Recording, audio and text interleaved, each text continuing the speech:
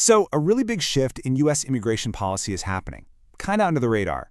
The government just ended protected status for folks from Ethiopia. But that one decision, well, it's part of a much bigger story. Let's break down what this all means and, why it's happening right now. Okay, so this is the official word, the quote that really kicked this whole thing off. The Department of Homeland Security is basically saying, hey, Ethiopia doesn't meet the conditions for this special status anymore. But that raises a couple of big questions, right? What exactly are those conditions, and what is this protection that's being taken away? Yeah, to really get what's at stake here, we've got to first understand what this thing called Temporary Protected Status, or TPS, actually is. Now, it's super important to get this right. TPS isn't a fast track to citizenship, and it's not your typical visa. Think of it more as a temporary humanitarian lifeline.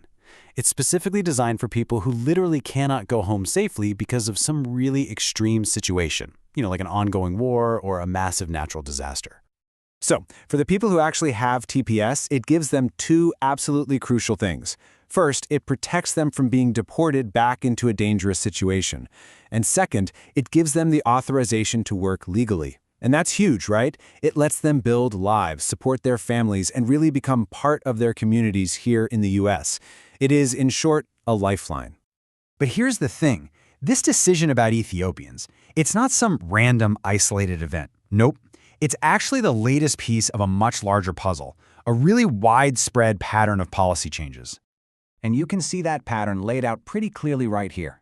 I mean, look at this. In just the last few months, the administration has been systematically ending these protections for people from a whole list of countries.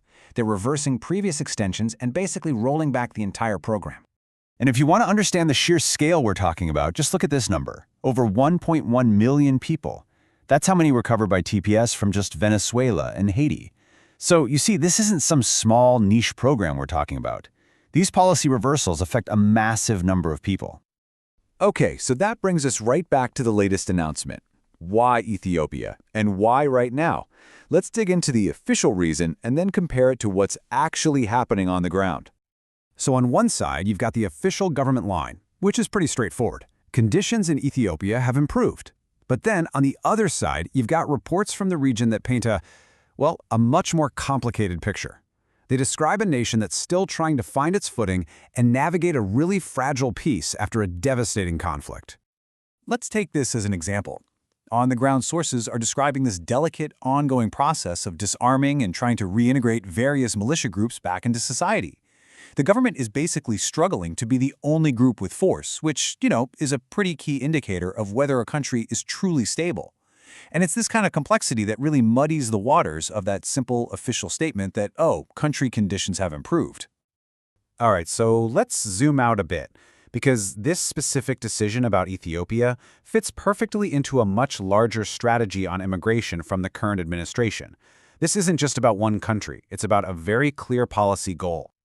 Controlling immigration has been a central top-line goal for the administration. And when you look at it through that lens, canceling TPS protections for hundreds of thousands of people, well, it's a very direct way to move toward that stated policy of increasing deportations. And it's not just about TPS either.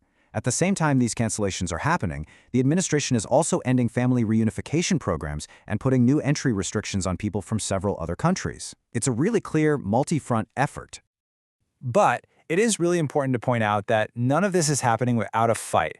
These TPS cancellations are being challenged in court again and again.